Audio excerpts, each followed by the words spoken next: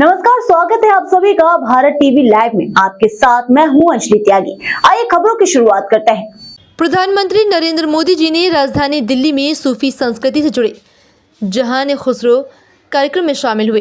ये कार्यक्रम हर वर्ष प्रसिद्ध सूफी संत हजरत निजामुद्दीन औलिया के शिष्य और कवि अमीर खुसरो की याद में मनाया जाता है।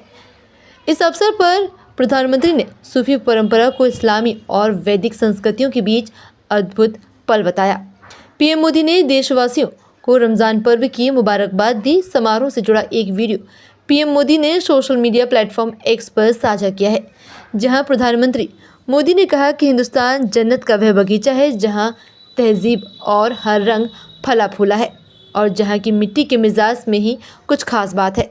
पीएम मोदी ने सुप्रसिद्ध सूफी कवि और विद्वान अमीर खुसरो की स्मृति में आयोजित जहान खुसरो के 25वें संस्करण में सूफी परंपरा को जमकर सराहा। उन्होंने कहा कि हिंदुस्तान में जब सूफी परंपरा आई तो ऐसा लगा कि वे अपनी ही ज़मीन में आ गए हैं। सूफी परंपरा ने भारत में आने के बाद एक अलग ही पहचान बनाई। प्रधानमंत्री मोदी ने सूफी परंपरा के संतों की उनके बहुलवादी संदेश के लिए प्रशंसा करते हुए कहा कि उन्होंने कुरान की आयतें पढ़ी और वेदों को भी सुना। प्रधानमंत्री मोदी ने जहान खुसरो समारोह का उल्लेख करते हुए उन्होंने कहा कि ऐसे मौके देश की कला संस्कृति के लिए तो ज़रूरी होते ही हैं, साथ ही इनसे सुकून भी मिलता है। उन्होंने कहा कि गुलामी के कालखंड ने हमें तबाह किया है, लेकिन हजरत खुसरो की रचना के कारण हम अपने अतीत से परिचित हैं। हमारा हिंदुस्तान जन्नत का वो बगीचा है जहां तहजीब का हर रंग फला फूला है। यहाँ की मिट्टी के मिजाज में ही कुछ खास है। सूफी संतों ने खुद को महज मस्जिदों या खानकाहों तक सीमित नहीं रखा। उन्होंने पवित्र कुरान के हर्फ पढ़े तो वेदों के स्वर भी सुने। उन्होंने अजान की सदा में भक्ति के गीतों की मिठास को जोड़ी।